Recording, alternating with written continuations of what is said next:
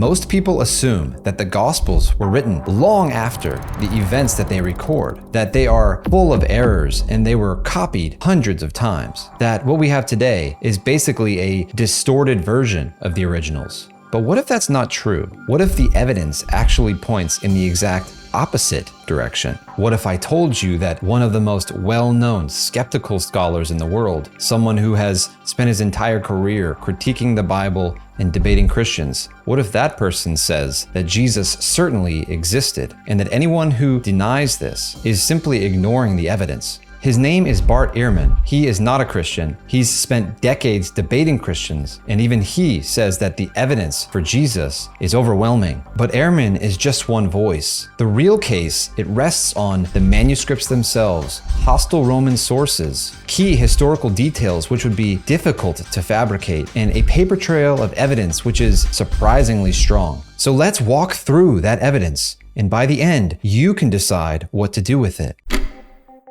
Let's start with the most basic question. Do we even have what the original authors wrote? But here's the thing, we don't have the originals for any ancient document, not for Plato, not for Julius Caesar, not for Homer, and not for the Gospels. So the real question isn't, do we have the originals? It's how close can we get?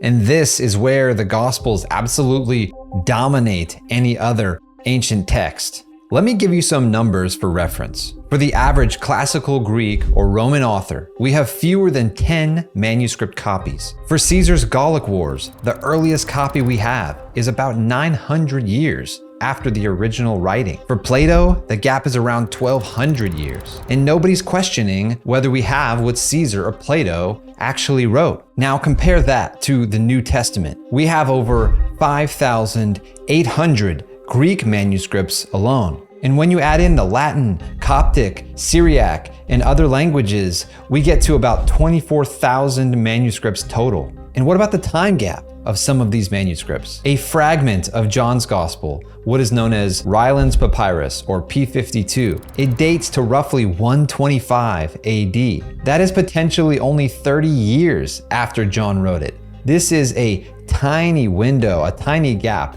in the context of historical manuscripts. Peter Williams, in his book, Can We Trust the Gospels, he makes a really helpful comparison. He lays out the main sources for the life of the Emperor Tiberius, the most famous and prominent person at the time of Jesus. There are 4 major sources documenting his life. Their combined word count is about 78,000 words. And their earliest surviving copies date to around the 9th century, which is roughly 800 years after the life of Tiberius.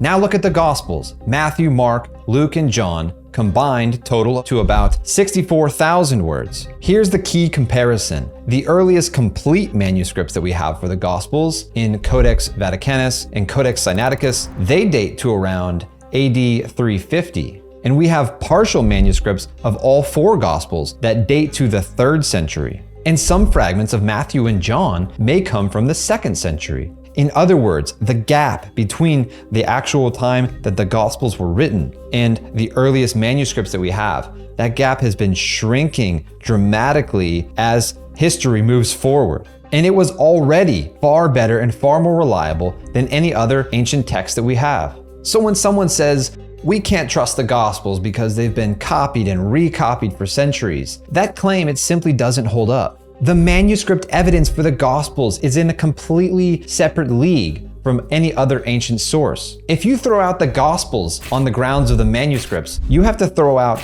all the other ancient texts of history with them.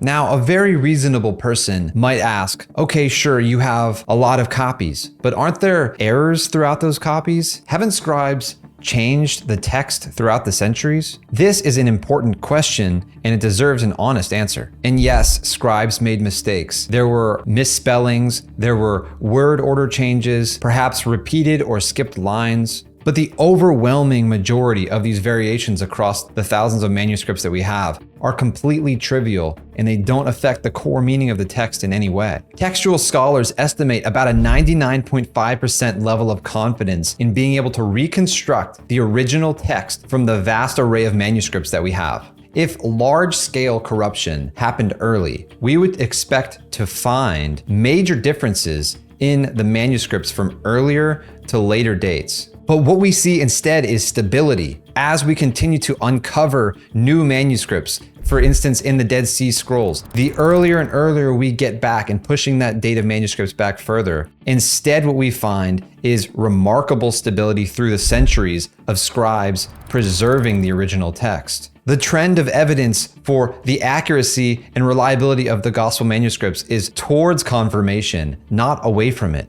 Think about it this way. If someone in the past were to claim that there was a major change in the manuscripts in the year AD 150, well, we now have discovered manuscripts from that era. And instead of showing variance, we have confirmation that the later manuscripts are in fact reliable. The window for alleged corruption, it keeps getting smaller. There are a few passages which are debated in the Gospels, like the ending of the Gospel of Mark or the woman caught in adultery in the Gospel of John. Most scholars today acknowledge that those are probable later additions. In modern Bibles, they're transparent about this. They include the texts, but they have annotations for them. This is not a cover-up. This is the manuscript process working as intended. Okay, but let's step outside the Bible. What do non-Christian sources tell us about Jesus? Because if Jesus was a made-up figure, a myth invented by the early church, you'd expect the enemies of Christianity to say so. You'd expect them to say, this person never even existed. But that's not what we find, not even close. Let's start with Tacitus, a Roman senator and historian. He was certainly no friend of Christianity. But in his writing, Annals, which was written around 116 AD, he records that Christus was the founder of the Christian movement, and he was executed, crucified under Pontius Pilate during the reign of Tiberius. He also notes that this movement, despite the death of its leader, it broke out and it spread all the way to Rome. This is exactly what the Gospels say, and Tacitus has no incentive to confirm it. Around the same time, Pliny the Younger, he was the Roman governor of the region of Bithynia. He wrote to Emperor Trajan asking for advice on how to deal with Christians. In his letter, he describes Christians as gathering together before dawn in worship to worship Christ as one worships God, and binding themselves by oath to live moral lives. Think about what this letter is telling us. Within 80 years of Christ's death, a Roman governor in modern-day Turkey is dealing with so many Christians that he needs official guidance from the emperor himself. And their central practice, according to him, worshiping a historical person, Jesus, as God. Then there's Josephus, the Jewish historian. In his book, Antiquities of the Jews, he mentions Jesus twice. One passage actually calls him a wise man and a doer of good works. Those scholars debate how much of that passage was actually added later by Christian scribes. But the second reference is nearly undisputed. Josephus identifies James as the brother of Jesus who was called Christ. That's a Jewish historian writing in the 90s AD, in the lifetime of the apostles, Jesus' first followers, referencing Jesus casually as a historical figure. And there's more. When you add it all up, there are more than a dozen non-Christian sources from the 1st and 2nd century AD, which are corroborating details from Jesus' life.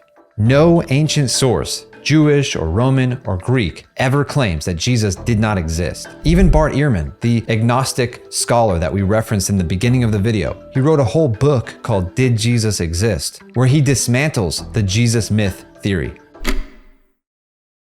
Now let's talk about something that doesn't get enough attention. The Gospels are remarkably accurate on the details, even the minor details, of the culture and time in which they were written. If someone were making up a story from 1st century Palestine, they'd have to get the geography, the customs, the politics, and even the names correct. And that's extremely hard to fake, even harder from somewhere else in the world. The Gospel writers, they reference dozens of cities and towns and regions that existed all throughout ancient Israel. Capernaum, Chorazin, Bethany, Nain, and many others. Each gospel writer references a different mix of these places, and this is suggesting independent corroboration instead of copying. They also mention bodies of water, botanical details, cultural details, political details, all of which line up with archaeological discoveries and other historical sources. But here's what really got me. Richard Bachman is a historian who studied Jewish naming patterns in first century Palestine.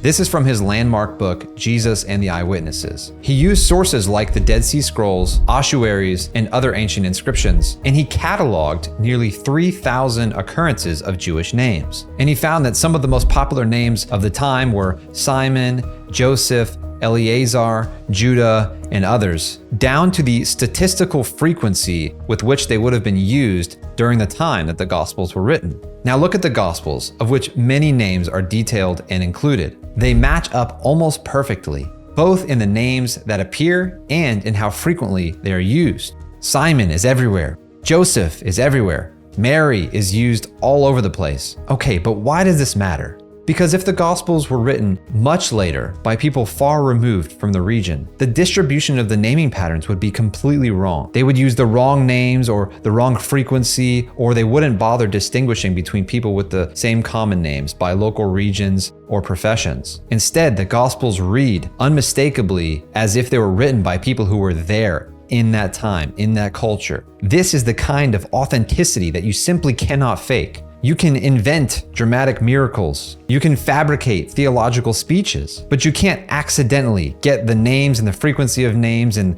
the regions all correct unless you were working from real knowledge. Okay, there's one more angle I want to hit, and it's one of the most powerful. If you were inventing a religion in the first century, there are certain details that you would not include in your founding documents. You wouldn't make your lead apostle, Peter, deny Jesus 3 times. You wouldn't show your disciples constantly misunderstanding Jesus. You certainly wouldn't document women as the first witnesses to Jesus' resurrection, because in that culture, in that time, the testimony of women wasn't even legally valid. And you definitely wouldn't include a crucified Messiah. Crucifixion, it was the most shameful, embarrassing death in the Roman world. A crucified leader was, by definition, a failed leader. The early Christians had every reason to invent a different ending, and they didn't. Historians call this the criteria of embarrassment. Details so problematic for the early church, so embarrassing, that they would only be included if they actually happened. Details that you would not include if you were trying to craft or fabricate a compelling, powerful story that you really wanted people to believe. So let's pull all of this together. We have more manuscripts of the Gospels and earlier manuscripts than for any other ancient document. We have hostile Roman and Jewish witnesses who are confirming the basic facts of Jesus' life and death. We have 4 Gospels that get the geography, the names, the political structure, and minute details of the culture, all of first century Palestine, completely accurate. We have details in the text that no one would invent if they were making it up. And we have virtually unanimous consensus among ancient historians, Christian, Jewish, agnostic, and atheist, that Jesus existed and was crucified under Pontius Pilate. When you bring all of this together, this is not blind faith. This is following the evidence. If this video helped you see the Gospels in a new light, I'd love for you to subscribe and also to share it with someone who's wrestling with these same questions. I believe from the evidence that the Gospels serve not only as accurate historical documents, but they serve to introduce us to the most important person who ever lived. Thanks so much for watching, and I'll see you in the next video.